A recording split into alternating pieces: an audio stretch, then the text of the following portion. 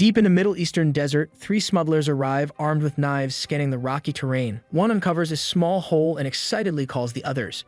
They pour gasoline inside, and as one leans closer, a spider leaps out, biting him. He collapses in agony as more spiders emerge. The remaining two scramble to capture them in plastic containers. Realizing their partner won't survive, they put him out of his misery.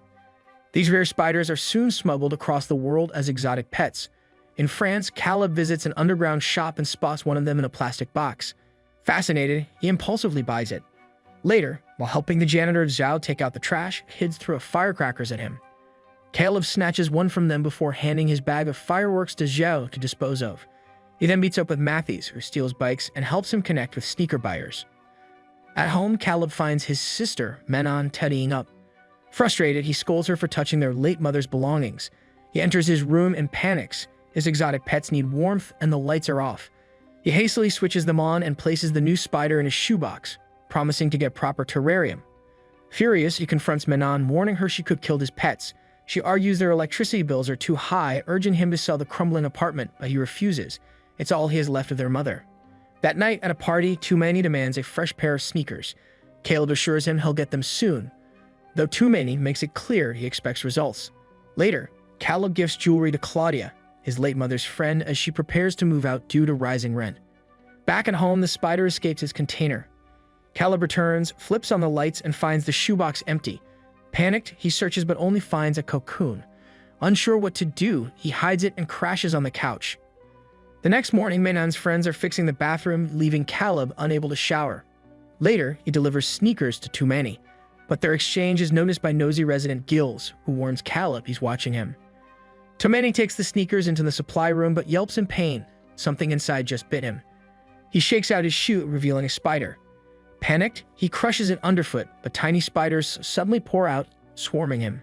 Meanwhile, his dog eats the original spider. Caleb returns home to find his friends criticizing his illegal pets. Ignoring repeated calls from Tumani, he kicks them out and blocks his door with a towel. Unbeknownst to him, Tumani is deteriorating. His skin marred with strange marks, his eyes turning yellow. He collapses, crashing into glass. Neighbors grow concerned when his dog won't stop barking. After unanswered knocks, Gills breaks in. Tumani's lifeless body lies on the floor.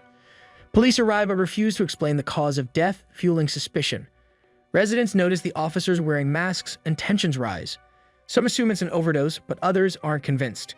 The police enforce a lockdown, preventing anyone from leaving until doctors check for symptoms. Caleb's group gathers, tensions mounting. Menon accuses Caleb of selling something to Tumani, enraging him. Jordy insists this wasn't an overdose, he's seen addicts at the hospital, and this looks different. Meanwhile, Zhao finds growing cobwebs in the building. She sprays repellent, unaware spiders are spreading through the vents. In the bathroom, Leela replaces a fallen vent cover when she slips. A towel moves unnaturally, then a spider leaps at her. She screams, flinging it away. Jordy rushes in, refusing to kill it, but as he tries to trap it, it escapes. Frustrated, he pounds under the sink with a mop, but the spider climbs up and jumps onto the wall. He throws a towel over it and stomps down, only to reveal dozens of tiny spiders scurrying away. Larger spiders emerge from the drain. Jordy yanks Leela out and seals the bathroom with tape. The group demands answers, forcing Caleb to admit he bought a smuggled desert spider. But his pet was much smaller. Matthews speculates the offspring adapted to their new environment. Caleb retrieves the cocoon, Jordy opens it, revealing even more spiders inside. Matthews quickly seals it with tape. Zhao stumbles upon a dead spider just as the police return, announcing a full quarantine. In the corridors, she finds a bird trapped in a web. Climbing a ladder, she shifts the ceiling panel and gasps. A massive nest teems with spiders. Before she can react, one leaps onto her face and she tumbles down the stairs. Ignoring police orders, Leela, Menon, and Jordy plan to escape. Matthews refuses, fearing legal trouble. Caleb hesitates. He can't abandon the neighbors his mother cared for. But ultimately, he agrees to leave after warning the others. As chaos unfolds, a resident unknowingly enters a web-infested room and is swarmed. His screams go unanswered. Caleb and Matthews knock on doors, urging neighbors to flee, but fear keeps most inside. Their warnings may have come too late. As the group attempts to escape, the police forcibly hold the door shut, ignoring their cries for help. Desperate, they pry it open just a crack, only for officers to exploit the gap, releasing tear gas inside. Coughing and disoriented, the group staggers back, but gunshots force them to abandon the door. With no choice, they flee down the eerie corridor, the thick gas keeping the spiders at bay. But when they reach the stairs, panic sets in. Jordy is missing. Caleb rushes back, finding him cocooned in webs, spiders crawling over him. Jordy weakly urges him to leave. At first, Caleb refuses, but as the sound of skittering spiders grows louder, he has no choice but to run. Lila screams, trying to fight her way back. Caleb restrains her, and in her hysteria, she lashes out, striking him. Mana intervenes, holding her back as they hear Jordy's dying screams fade into silence. Matthews notices a strange liquid dripping. He looks up and freezes. Dozens of bodies hang in webs across the walls and ceiling, their lifeless eyes staring blankly. Then something shifts within the nest. A monstrous spider emerges from the shadows. Matthews barely has time to react before he shouts for the group to run. They slam the door behind them and bolt up the stairs, leaving Jordy behind. They take refuge in an abandoned room, but Lila refuses to accept Jordy's fate. She fights against Caleb's grip, cursing him for leaving Jordy behind until Manon steps in, restraining her. As Jordy's final screams echo through the building, Lila collapses in silent sobs. Matthews rummages through a discarded bag and finds firecrackers. Seeing the others paralyzed by grief, he snaps at them. Jordy is gone, but they're still alive. If they use the fireworks strategically, they might make it to the roof and call for help. He lights one and tosses it into the corridor, the explosion startling the spiders. Taking the chance, they move forward, using the firecrackers to push back the creatures. But as the flames dwindle, Caleb hurls a Molotov cocktail, setting the hallway ablaze. The fire sends the spiders into a frenzy, forcing the group to flee up the stairs.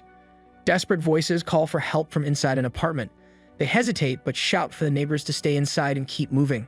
Their flashlights dimming, Manon retrieves Gil's keys, and they tumble into his apartment, slamming the door shut just as the spiders reach them. Safe for the moment, Caleb breaks down, blaming himself. He confesses to Lila that he and Jordy were once inseparable childhood friends before life pulled them apart. But now it's too late. Before Lila can respond, a blinding light floods the room. A police team bursts in. Relief is short-lived. The officers show no interest in helping them. When Caleb begs them to assist the trapped neighbors, he's met with a brutal strike. A scuffle erupts. Matthews tackles an officer but is pepper-sprayed and pinned down. As he chokes, the officer wraps his hands around his throat, squeezing the life out of him. Seeing his friend dying, Caleb grabs a fallen gun and fires. The officer collapses. Before he can process what he's done, the others retaliate. The girls are hit with tear gas, and Caleb is overpowered. One by one, they are restrained and dragged to the garage. There, the scale of the police operation is revealed. Officers fighting the infestation while keeping the public in the dark. Their commander insists the extreme measures were necessary, that officers have died, and the group should be grateful.